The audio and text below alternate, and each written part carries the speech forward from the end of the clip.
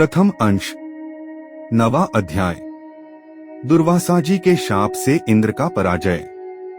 ब्रह्मा जी की स्तुति से प्रसन्न हुए भगवान का प्रकट होकर देवताओं को समुद्र मंथन का उपदेश करना तथा देवता और दैत्यों का समुद्र मंथन। श्री पराशर जी बोले, हे मैत्रेय, तुमने इस समय मुझसे जिसके विषय में पूछा है वह श्री संबंध मैंने भी मरीचि ऋषि से सुना था, वह मैं तुम्हें सुनाता हूँ। सुनो। एक बार शंकर के अंशावतार श्री दुर्वासा जी पृथ्वी तल में विचर रहे थे। घूमते घूमते उन्होंने एक विद्याधरी के हाथों में संतानक पुष्पों की एक दिव्य माला देखी। हे ब्राह्मण, उसकी गंध से सुवासित होकर वह वनवासियों के लिए अति सेवनीय हो रहा था। 2-3 तब उन उन्मत्त वृत्ति वाले विप्रवर ने वह सुंदर माला देखकर उसे उस विद्याधर सुंदरी से मांगा। 4 उनके मांगने पर उस बड़े बड़े नेत्रों वाली कृशांगी विद्याधरी ने उन्हें आदर पूर्वक प्रणाम कर वह माला दे दी। 5 हे मैत्रेय, उन उन्मत्त वेशधारी विप्रवर ने उसे लेकर अपने मस्तक पर डाल दिया और पृथ्वी पर विचरने लगे। 6 इसी समय उन्होंने उन्मत्त ऐरावत पर चढ़कर देवताओं के साथ आते हुए त्रैलोक्याधिपति शचीपति इंद्र को देखा। 7 उन्हें देखकर मुनिवर दुर्वासा ने उन्मत्त के समान वह मतवाले भौरों से गुंजायमान माला अपने सिर पर से उतारकर देवराज इंद्र के ऊपर फेंक दी। 8 देवराज ने उसे लेकर ऐरावत के मस्तक पर डाल दी। उस समय वह ऐसी सुशोभित हुई मानो कैलाश पर्वत के शिखर पर श्री गंगा जी विराजमान हो। 9 उस मदोन्मत्त हाथी ने भी उसकी गंध से आकर्षित हो उसे सूंड से सूपकर पृथ्वी पर फेंक दिया। 10 हे मैत्रेय, यह देखकर मुनिश्रेष्ठ भगवान दुर्वासा जी अति क्रोधित हुए और देवराज इंद्र से इस प्रकार बोले। 11 दुर्वासा जी ने कहा, अरे ऐश्वर्य के मद से दूषित चित्त इंद्र, तू बड़ा ढीठ है। तूने मेरी दी हुई संपूर्ण शोभा की धाम माला का कुछ भी आदर नहीं किया। 12 अरे, तूने न तो प्रणाम करके बड़ी कृपा की, ऐसा ही कहा और न हर्ष से प्रसन्नवदन होकर उसे अपने सिर पर ही रखा। 13 त्रे मूढ़, तूने मेरी दी हुई माला का कुछ भी मूल्य नहीं किया, इसलिए तेरा त्रिलोकी का वैभव नष्ट हो जाएगा। 14 इंद्र, निश्चय ही तू मुझे और ब्राह्मणों के समान ही समझता है, इसीलिए तुझ अतिमानी ने हमारा इस प्रकार अपमान किया है। 15 अच्छा, तूने मेरी दी हुई माला को पृथ्वी पर फेंका है, इसलिए तेरा यह त्रिभुवन भी शीघ्र ही श्रीहीन हो जाएगा। 16 त्रे देवराज, जिसके क्रुद्ध होने पर संपूर्ण चराचर जगत भयभीत हो जाता है, उस मेरा ही तूने अति गर्व से इस प्रकार अपमान किया। 17 श्री पराशर जी बोले, तब तो इंद्र ने तुरंत ही ऐरावत हाथी से उतरकर निष्पाप मुनिवर दुर्वासा जी को अनुनय विनय करके प्रसन्न किया। 18 तब उसके प्रणामादि करने से प्रसन्न होकर मुनिश्रेष्ठ दुर्वासा जी उससे इस प्रकार कहने लगे। 19 दुर्वासा जी बोले, इंद्र, मैं कृपालु चित्त नहीं हूँ, मेरे अंतकरण में क्षमा को स्थान नहीं है। वे मुनिजन तो और ही है, तुम समझो मैं तो दुर्वासा हूँ न। 20 गौतमादि अन्य मुनिजनों ने व्यर्थ ही तुझे इतना मुँह लगा लिया है, पर याद रख मुझ दुर्वासा का सर्वस्व तो क्षमा न करना ही है। 21 दयामूर्ति वशिष्ठ आदि के बढ़ बढ़कर स्तुति करने से तू इतना गर्वीला हो गया कि आज मेरा भी अपमान करने चला है। 22 अरे, आप त्रिलोकी में भृकुटी को देखकर भयभीत न हो जाए। 23 त्रे शतक्रतो, तू बारंबार अनुनय विनय करने का ढोंग क्यों करता है? तेरे इस कहने सुनने से क्या होगा? मैं क्षमा नहीं कर सकता। 24 श्री पराशर जी बोले, हे ब्राह्मण, इस प्रकार कह वे विप्रवर वहां से चल दिए और इंद्र भी ऐरावत पर चढ़कर अमरावती को चले गए। 25 हे मैत्रेय, तभी से इंद्र के सहित तीनों लोक वृक्ष लता आदि के क्षीण हो जाने से श्रीहीन और नष्ट भ्रष्ट होने लगे। 26 तब से यज्ञों का होना बंद हो गया तपस्वियों ने तप करना छोड़ दिया तथा लोगों का दान आदि धर्मों में चित्त नहीं रहा। 27 हे द्विजोत्तम, संपूर्ण लोक लोभादि के वशीभूत हो जाने से सत्वशून्य सामर्थ्यहीन हो गए और तुच्छ वस्तुओं के लिए भी लालायित रहने लगे। 28 जहाँ सत्व होता है वही लक्ष्मी रहती है और सत्व भी लक्ष्मी का ही साथी है। श्रीहीनों में भला सत्व कहाँ, और बिना सत्व के गुण कैसे ठहर सकते हैं। 29 बिना गुणों के पुरुष में बल शौर्य आदि सभी का अभाव हो जाता है और निर्बल तथा अशक्त पुरुष सभी से अपमानित होता है। 30 अपमानित होने पर प्रतिष्ठित पुरुष की बुद्धि बिगड़ जाती है। 31 इस प्रकार त्रिलोकी के श्रीहीन और सत्वरहित हो जाने पर दैत्य और दानवों ने देवताओं पर चढ़ाई कर दी। 32 सत्व और वैभव से शून्य होने पर भी दैत्यों ने लोभवश सत्व और श्रीहीन देवताओं से घोर युद्ध ठाना। 33 अंत में दैत्यों द्वारा देवता लोग परास्त हुए। तब इंद्रादि समस्त देवगण अग्निदेव को आगे कर महाभाग पितामह श्री ब्रह्मा जी की शरण गए। 34 देवताओं से संपूर्ण वृतांत सुनकर श्री ब्रह्मा जी ने उनसे कहा, हे देवगण, तुम दैत्य दलन परावरेश्वर भगवान विष्णु की शरण जाओ, जो आरोप से संसार की उत्पत्ति स्थिति और संहार के कारण है, किंतु वास्तव में कारण भी नहीं है, और जो चराचर के ईश्वर प्रजापतियों के स्वामी सर्वव्यापक अनंत और अजेय है, तथा जो अजन्मा किंतु कार्य रूप में परिणत हुए प्रधान मूल प्रकृति और पुरुष के कारण है, एवं शरणागत वत्सल है। शरण जाने पर वे अवश्य तुम्हारा मंगल करेंगे। 35-37 श्री पराशर जी बोले, हे मैत्रेय, संपूर्ण देवगणों से इस प्रकार कह लोक पितामह श्री ब्रह्मा जी भी उनके साथ क्षीर सागर के उत्तरी तट पर गए।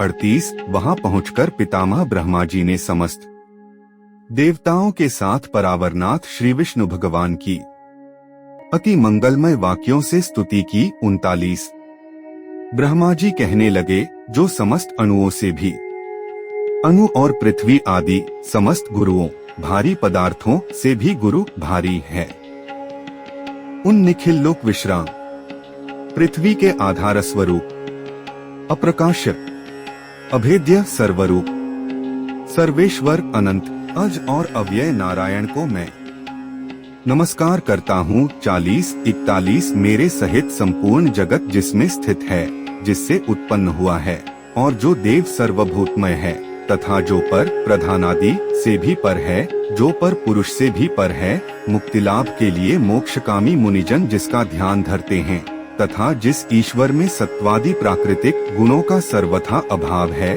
वह समस्त शुद्ध पदार्थों से भी परम शुद्ध परमात्म स्वरूप आदि पुरुष हम पर प्रसन्न हो। 42-44 जिस शुद्ध स्वरूप भगवान की शक्ति विभूति कलाकाष्ठा और मुहूर्त आदि कालक्रम का विषय नहीं है, वे भगवान विष्णु हम पर प्रसन्न हो। 45 जो शुद्ध स्वरूप होकर भी उपचार से परमेश्वर परमा महालक्ष्मी ईश्वर पति अर्थात लक्ष्मीपति कहलाते हैं, और जो समस्त देहधारियों के आत्मा हैं, वे श्री विष्णु भगवान हम पर प्रसन्न हो। 46 जो कारण और कार्य रूप हैं, तथा कारण के भी कारण और कार्य के भी कार्य हैं, वे श्रीहरि हम पर प्रसन्न हो। 47 जो कार्य महत्त्व के कार्य अहंकार का भी कार्य तन्मात्रा पंचक है, उसके कार्य भूत पंचक का भी कार्य ब्रह्मांड जो स्वयं है, वर जो उसके कार्य ब्रह्मा दक्षादि का भी कार्य भूत प्रजापतियों के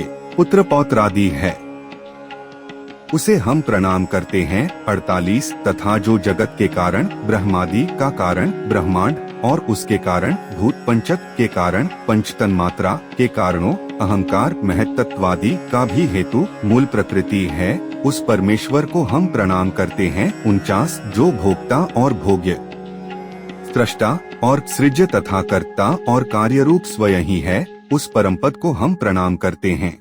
50 जो विशुद्ध बोध स्वरूप नित्य अजन्मा अक्षय अव्यय अव्यक्त और अविकारी है, वही विष्णु का परमपद परस्वरूप है। 51 जो न स्थूल हैं न सूक्ष्म और न किसी अन्य विशेषण का विषय है। वही भगवान विष्णु का नित्य निर्मल परम पद है, हम उसको प्रणाम करते हैं।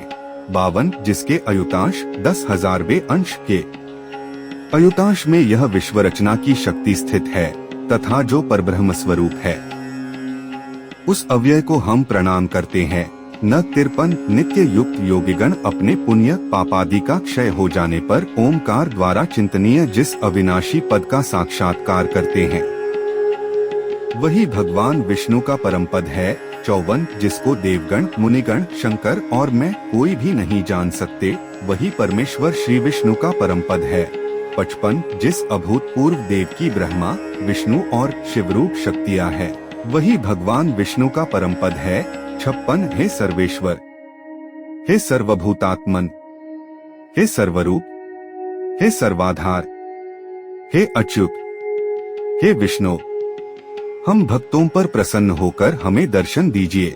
श्री प्राश्र जी बोले, ब्रह्मा जी के इन उद्गारों को सुनकर देवगण भी प्रणाम करके बोले, प्रभु हम पर प्रसन्न होकर हमें दर्शन दीजिए, हे जगतधाम सर्वगत अच्युत, जिसे ये भगवान ब्रह्मा जी भी नहीं जानते, आपके उस परम पद को हम प्रणाम करते हैं।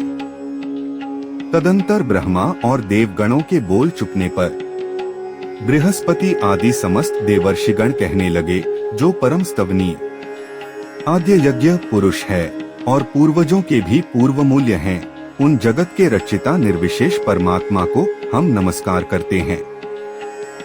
हे भूत भव्येश यज्ञ मूर्तिधर भगवन, हे अव्यय, हम सब शरणागतों पर आप प्रसन्न होइए और दर्शन दीजिए। हे नाथ, हमारे सहित ये ब्रह्मा जी, रुद्रों के सहित भगवान शंकर, 12 आदित्यों के सहित भगवान पूषा, अग्नियों के सहित पावक और ये दोनों अश्विनी कुमार, 8 वसु, समस्त मरुद्गण, साध्यगण, विश्वेदेव तथा देवराज इंद्र, ये सभी देवगण दैत्य सेना से पराजित होकर अति प्रणत हो आपकी शरण में आए हैं। श्री प्राश्र जी बोले, हे मैत्रेय, इस प्रकार स्तुति किए जाने पर शंख चक्रधारी भगवान परमेश्वर उनके सम्मुख प्रकट हुए। तब उस शंख चक्रगदाधारी उत्कृष्ट तेजोराशिमय अपूर्व दिव्य मूर्ति को देखकर पितामह आदि समस्त देवगण अति विनय पूर्वक प्रणाम कर क्षोमवश चकित नयन हो उन कमलनयन भगवान की स्तुति करने लगे। देवगण बोले, हे प्रभु, आपको नमस्कार है, नमस्कार है, आप निर्विशेष हैं, तथापि आप ही ब्रह्मा है, आप ही शंकर हैं, तथा आप ही इंद्र, अग्नि, पवन, वरुण, सूर्य और यमराज है। हे देव, वसुगण, मरुदगण, साध्यगण और विश्वेदेवगण भी आप ही है, तथा आपके सम्मुख जो यह देव समुदाय है, हे जगत स्रष्टा, वह भी आप ही हैं, क्योंकि आप सर्वत्र परिपूर्ण हैं, आप ही यज्ञ हैं, आप ही वशटकार हैं, तथा आप ही ओंकार और प्रजापति हैं। हे सर्वात्मन, विद्या, वेद्य और संपूर्ण जगत आप ही का स्वरूप तो है। हे विष्णु, दैत्यों से परास्त हुए हम आतुर होकर आपकी शरण में आए हैं। हे सर्वस्वरूप, आप हम पर प्रसन्न होइए और अपने तेज से हमें सशक्त कीजिए। हे प्रभु, जब तक जीव संपूर्ण पापों को नष्ट करने वाले आपकी शरण में नहीं जाता, तभी तक उसमें दीनता, इच्छा, मोह और दुहक आदि रहते हैं। हे प्रसन्नात्मन, हम शरणागतों पर आप प्रसन्न होइए और हे नाथ, अपनी शक्ति से हम सब देवताओं के खोए हुए तेज को फिर बढ़ाइए। दुर्वासा जी के शाप से इंद्र का पराजय ब्रह्मा जी की स्तुति से प्रसन्न हुए। भगवान का प्रकट होकर देवताओं को समुद्र मंथन का उपदेश करना तथा देवता और दैत्यों का समुद्र मंथन। श्री प्राश्र जी बोले, विनीत देवताओं द्वारा इस प्रकार स्तुति किए जाने पर विश्वकर्मा भगवान हरि प्रसन्न होकर इस प्रकार बोले, हे देवगण, मैं तुम्हारे तेज को फिर बढ़ाऊंगा। तुम इस समय में जो कुछ कहता हूँ वह करो। तुम दैत्यों के साथ संपूर्ण औषधियाँ लाकर अमृत के लिए क्षीरसागर में डालो और मंदराचल को मथानी तथा वासुकी नाग को नेति बनाकर उसे दैत्य और दानवों के सहित मेरी सहायता से मथकर अमृत निकालो। तुम लोग सामनीति का अवलंबन कर दैत्यों से कहो कि इस काम में सहायता करने से आप लोग भी इसके फल में समान भाग पाएंगे। समुद्र के मंथन पर उससे जो अमृत निकलेगा उसका पान करने से तुम सबल और अमर हो जाओगे। हे देवगण, तुम्हारे लिए मैं ऐसी युक्ति करूंगा जिससे तुम्हारे द्वेषी दैत्यों को अमृत न मिल सकेगा और उनके हिस्से में केवल समुद्र मंथन का कलश ही आएगा। श्री पराशर जी बोले, तब देव भगवान विष्णु के ऐसा कहने पर सभी देवगण दैत्यों से संधि करके अमृत प्राप्ति के लिए यत्न करने लगे। हे मैत्रेय, देव, दानव और दैत्यों ने नाना प्रकार की औषधियाँ लाकर उन्हें शरद ऋतु के आकाश की सी निर्मल कांति वाले क्षीरसागर के जल में डाला और मंदराचल को मथानी तथा वासुकी नाग को नेति बनाकर बड़े वेग से अमृत मथना आरंभ किया। भगवान ने जिस ओर वासुकी की पूंछ थी उस ओर देवताओं को तथा जिस ओर मुख था उधर दैत्यों को नियुक्त किया। महातेजस्वी वासुकी के मुख से निकलते हुए निश्वासाग्नि से झुलसकर सभी दैत्योंगण निस्तेज हो गए। मरीचि आदि प्रजापति क्षिप्त हुए। तामसिक सर की ओर बरसते रहने स्वयंभुव मनु देवताओं और शत्रुपा बढ़ती गई। उनकी संतान का वर्णन भगवान स्वयं कूर्म धारण कर फिर उन क्षीरसागर में घूमते हुए मंदराचल करने पर उनके देह स्वरूप भूतों से उत्पन्न हुए। शरीर और इंद्रियों के सहाय रूप से देवमानस प्रजा उत्पन्न हुई। उस समय मतिमान ब्रह्मा जी के खींचने लगे थे। जड़ शरीर से ही चेतन एक अन्य विशाल रूप से जो देवता मैंने पहले जिनका वर्णन नहीं देता था।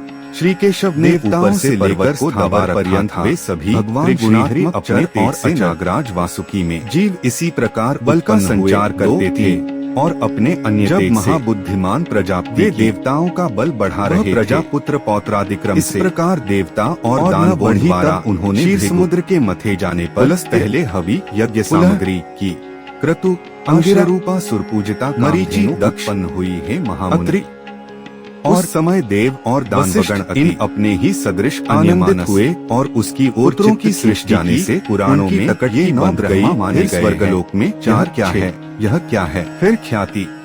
इस प्रकार चिंता करते हुए सिद्धों के समक्ष मद से घूमते हुए नेत्रों वाली वारुणी देवी प्रकट हुई और पुण्य मंथन करने पर उस क्षीरसागर से अपनी गंध से 9 कन्याओं को सुगंधित करने वाला उत्पन्न कर इन्हें उन महात्माओं को आनंदवर्धक कल्पवृक्ष तुम इनकी पत्नी हो। मैत्रेय, ऐसा तत्पश्चात क्षीरसागर से 8 रूप ब्रह्मा जी ने पहले आदि गुणों से युक्त सनंदनादि को उत्पन्न किया। सराय प्रकट हुई। वे चंद्रमा होने के कारण जिसे महादेव जी ने संतान और संसार आदि में प्रवृत्त नहीं हुए। 9 वे सभी ज्ञान संपन्न ने ग्रहण किया। फिर श्वेत और मत्सर आदि दोषों से रहित थे। उन महात्माओं को से भरा कमंडलु लिए संसार रचना से मैत्रेय ब्रह्मा जी को त्रिलोकी की को भस्म कर देने वाला और दानवगण महान क्रोध उत्पन्न हुआ। हे मुनि, उसके ब्रह्मा जी के क्रोध के कारण विराजमान त्रिलोकी ज्वाला स्फुट कांति में श्री लक्ष्मी देवी हाथों में दीप्यमान हो गई। धारण किए 10 से 11 क्षीर समुद्र से प्रकट हुई। उस समय महर्षिगण अति प्रसन्नता पूर्वक ललाट से दोपहर की सूर्य करने लगे। समान प्रकाश विश्वावसु आदि गंधर्वगण की उत्पत्ति हुई। 12 उसका अति प्रचंड आदि अप्सराएं नृत्य करने लगी। नारी रूप उन्हें अपने जल से स्नान कराने शरीर का गंगा आदि नदियाँ स्वयं उपस्थित हुई और दिग्गजों ने सुवर्ण कलशों में भरे हुए उनके निर्मल जल से सर्वलोक ने अपने शरीर श्री लक्ष्मी देवी को स्नान कराया। पुरुष दोनों सागर ने मूर्तिमान होकर अलग अलग कर दिया। कमल पुष्पों की माला दी। फिर पुरुषा विश्वकर्मा ने उनके 11 भागों में विविध आभूषण पहनाए तथा इस प्रकार दिव्य माला और वस्त्र धारण कर शांत दिव्य जल से स्नान कर दिव्य आभूषणों से विभूषित हो श्री लक्ष्मी जी संपूर्ण देवताओं के देखते देखते तदंतर भगवान के वक्ष स्थल में विराजमान हुई। अपने ही हे मैत्रेय स्वरूप स्वयंभुव श्रीहरि के ब्रह्मा जी ने प्रजापालन के लिए प्रथम मनु बनाया। लक्ष्मी जी का दर्शन स्वयं देवताओं को अकस्मात अत्यंत प्रसन्नता प्राप्त हुई और के कारण निष्पाप शत्रुपा लक्ष्मी जी से परित्यक्त होने के कारण अपनी पत्नी रूप से ग्रहण किया। विष्णु के विरोधी वे धर्मदी आदि उन स्वयंभुव मनु से शत्रुपा देवी ने प्रियव्रत और महाबलवान उत्तानपाद नामक 2 पुत्र तथा उदार रूप वह कमंडल छीन लिया से संपन्न प्रसूति और अमृत भरा हुआ था। अत स्त्री मोहिनियाएं उत्पन्न भगवान उनमें से प्रसूति माया के साथ तथा आकुति को मोहित कर जाप्ति के साथ वह कमंडल विवाह लेकर देवताओं को दे दिया। के तब इंद्र आदि देवगण रुचि प्रजापति ने उसे ग्रहण कर लिया। तब उन दंपति के यज्ञ अति तीखे और दक्षिणा शस्त्रों से सुसज्जित हो संतान उत्पन्न हुई। उनके ऊपर टूट पड़े दक्षिणा से 12 के कारण जो स्वायु देवताओं द्वारा मारिका से वाम नाम के देवता कहलाए 21 तथा दक्षिणी प्रसूति से भाग गई। 24 कन्याएं उत्पाताल लोक में भी चली गई। मुझसे देवगण शुभ नाम सुनो। 22 श्रद्धा चक्र लक्ष्मी गदा धारी भगवान को प्रणाम कर पहले ही के समान स्वर्ग का शासन करने लगे। बुद्धि हे मुनिश्रेष्ठ लज्जा वपु उस समय से प्रखर तेजोयुक्त सिद्धि भगवान सूर्य अपने मार्ग से कीर्ति इन तारागण भी धर्म ने अपने मार्ग से चलने लगे। रूप से ग्रहण किया इनसे छोटी शेष 11 कन्याएं प्रज्वलित हो उठे। ख्याति उसी समय से समस्त प्राणियों की धर्म में प्रवृत्ति हो गई। हे द्विजोत्तम क्षमा त्रिलोकी श्री संपन्न हो गई और देवताओं में श्रेष्ठ इंद्र भी स्वाहा श्रीमान हो गए। और स्वधा थी तदनंतर इंद्र ने स्वर्गलोक में जाकर फिर से देवराज्य पर अधिकारी कन्याओं को क्रमशः और राज सिंहासन पर आरूढ़ हो पद्महस्ता श्री लक्ष्मी जी की इस प्रकार स्तुति की। पुलस्त्य इंद्र बोले संपूर्ण लोकों की जननी विकसित कमल के इन मुनियों तथा अग्नि और पितरों ने ग्रहण के वक्त 26 विराजमान कमलों श्रद्धा से काम चला। श्री लक्ष्मी देवी को मैं नमस्कार करता हूँ। कमल ही धृति से नियम तुष्टि से संतोष ही जिनके करकमलों और पुष्टि से लोभ की उत्पत्ति हुई समान ही जिनके तथा मेधा से श्रुत कमलिया से दंड कमलनाथ प्रिया श्री और विनय बुद्धि से वंदना करता हूँ। हे बोध लज्जा सी हो स्वधा हो स्वाहा हो सुधा हो और त्रिलोकी को पवित्र करने वाली हो तथा शांति से क्षेम राधि से प्रभा विभूति मेधा कीर्ति से और सरस्वती हुआ। ये ही धर्म के पुत्र हैं। यज्ञ विद्या ने कर्म से धर्म महाविद्या उपासना उत्पन्न किया। 29 तुम ही अधर्म तथा हिंसा थी उससे तुम ही अनृत नामक पुत्र और निकृति नाम की कन्या उत्पन्न हुई। उन दोनों से भय और नरक नाम के पुत्र तर्क विद्या की वेदत्रयी माया और वेदना नाम की कन्याएं हुई। और दंड में से माया ने समस्त प्राणियों का हो तुम ही ने अपने शांत और उग्र रूपों से यह समस्त संसार व्याप्त किया हुआ है। 33 वेदना ने भी रौरव तुम्हारे बिना और के द्वारा अपने पुत्र स्त्री है जो देव को जन्म दिया और मृत्यु से व्याधित सर्वयज्ञमय शरीर का आश्रय पा सके। हे देवी कृष्णा तुम्हारे छोड़ देने पर संपत्ति हुई। 34 त्रिलोकी नष्टप्राय हो गई थी और तुम ही ने उसे नाम से प्रसिद्ध जीवन दान दिया है। इनसे परिणाम में दुख ही प्राप्त होता है। गृह धन धान्य तथा और न संतान सुहृद ये सब सदा आप ही के दृष्टिपात से मुनि कुमार मनुष्यों को भगवान विष्णु के देवी बड़े भयंकर दृष्टि के पात्र पुरुषों के लिए ये ही संसार के नित्य प्रलय के कारण होते हैं। शत्रु पक्ष का नाश 36 और हे महादि कुछ भी दुर्लभ नहीं है। तुम संपूर्ण लोकों की माता हो और देव भगवान हरि और भृगु आदि है माँ प्रजा तुमसे और श्री विष्णु भगवान से यह सत चराचर जगत व्याप्त है। और मनु के सर्वपावनी मातेश्वरी सन्मार्ग प्राय हमारे कोश खजाना शूर वीर पशुशाला गृह राजा सामग्री संसार और स्त्री आदि के कारण है न त्यागे अर्थात इनमें भरपूर रहे। अग्नि विष्णु वक्ष आपने जो नित्य स्थिति नित्य सर हमारे पुत्र और नित्य प्रलय का भूषण आदि को सो कृपा कभी न छोड़े इनका ले स्वरूप मनुष्यों को कीजिए छोड़ डाली हो। उन्हें सत्व श्री प्राश्र जी बोले सत्य जिनकी गति कहीं नहीं रुकती वे भी शीघ्र ही त्याग देते हैं। अचिंत्यात्मा सर्वव्यापारी कृपा दृष्टि भगवान मधुसूदन निरंतर इन मनु आदि शील आदि रूपों से संसार की उत्पत्ति तथा ऐश्वर्य आदि से संपन्न हो जाते हैं और नाश करते रहते हैं। 40 पर तुम्हारी कृपा दृष्टि है समस्त वही प्रशंसनीय है वही गुणी है नैमित्तिक प्राकृतिक वही धन्य भाग्य है आत्यंतिक वही कुलीन और बुद्धिमान है तथा वही शूरवीर और पराक्रमी है। ब्रह्म प्रलय है जिसमें जगत प्रलय में तुम जिससे प्रकृति में लीन हो जाता है। 42 गुण तुरंत के द्वारा रूप को परमात्मा में हे देवी लीन हो जाना, तुम्हारे गुणों का वर्णन करने में आत्यंतिक प्रलय है। श्री ब्रह्मा जी की रचना भी समर्थ नहीं है। अतः कमल जो भूतों का क्षय होता है, अब मुझ पर प्रसन्न हो और मुझे कभी न छोड़ो। प्रकृति से महत्व श्री प्राश्र जी बोले, हे क्रम से जो सृष्टि होती है, इस प्रकार समयक स्तुति किए जाने पर प्राकृतिक सृष्टि कहलाती है। श्री लक्ष्मी जी सब देवताओं के सुनते हुए प्रलय से इस प्रकार बोली। श्री लक्ष्मी जी बोली, हे देवेश्वर, इंद्र होती है, वह दैनंदिनी सृष्टि कही जाती है। प्रसन्न हूँ 44 और तुझको जो अभीष्ट हो वही वर मांग, जिसमें मैं तुझे वर प्रतिदिन प्राणियों की उत्पत्ति होती रहती है। इंद्र बोले, हे देवी, उसे पुराणार्थ में यदि कुशल महानुभावों ने है और मैं भी यदि वर सृष्टि कहा है तो मुझको पहला वर तो यही दीजिए। इस प्रकार समस्त शरीर का कभी त्याग न करें भगवान विष्णु, और हे समुद्र संभवे जगत की उत्पत्ति। दूसरा वर मुझे यह दीजिए कि जो कोई आपकी इस स्तोत्र की स्तुति करे उसे आप कभी न त्यागे। स्थिति और विनाश। लक्ष्मी जी बोली, हे देवश्रेष्ठ इंद्र, शक्तियों का मैं अब इस समस्त शरीरों में समान भाव से तेरे स्तोत्र से प्रसन्न होकर मैं तुझे यह वर देती हूँ तथा जो कोई मनुष्य प्रात का ये तीनों महती शक्तियाँ त्रिगुणमयी स्तोत्र से मेरी स्तुति करेगा, जो उन तीनों गुणों का न होंगी अतिक्रमण कर जाता है। जी बोले, हे मैत्रेय, वह परम पद को ही प्राप्त कर लेता है। काल में फिर जन्म मरना लक्ष्मी जी चक्र में नहीं पड़ता। देवराज की स्तोत्र रूप आराधना से संतुष्ट होकर उन्हें ये वर दिए। लक्ष्मी जी पहले भृगु जी के द्वारा ख्याति नामक स्त्री से उत्पन्न हुई थी, फिर अमृत मंथन के समय देव और दानवों के प्रयत्न से वे समुद्र से प्रकट हुई। इस प्रकार संसार के स्वामी देवाधिदेव श्री विष्णु भगवान जब जब अवतार धारण करते हैं तभी लक्ष्मी जी उनके साथ रहती हैं। जब श्रीहरि आदित्य रूप हुए तो वे पद्म से फिर उत्पन्न हुई और पद्मा कहलाई, तथा जब वे परशुराम हुए तो ये पृथ्वी हुई। श्रीहरि के राम होने पर ये सीता जी हुई और कृष्ण अवतार में श्री रुक्मिणी जी हुई। इसी प्रकार अन्य अवतारों में भी ये भगवान से कभी पृथक नहीं होती। भगवान के देवरूप होने पर ये दिव्य शरीर धारण करती है और मनुष्य होने पर मानवीय रूप से प्रकट होती है।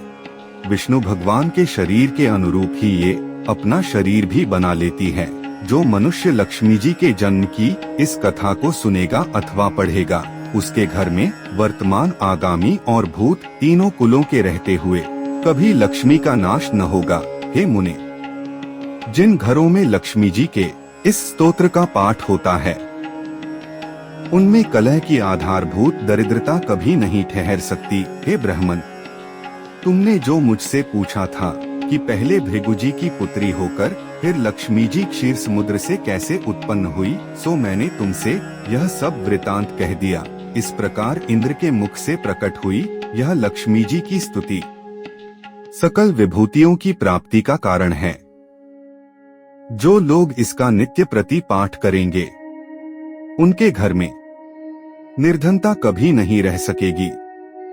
आपने यह विष्णु पुराण कथा सुनी है। भारतीय संस्कृति के माध्यम ऐसी ही भक्तिमय कथाएं सुनने के लिए आप हमारे चैनल से जुड़िए।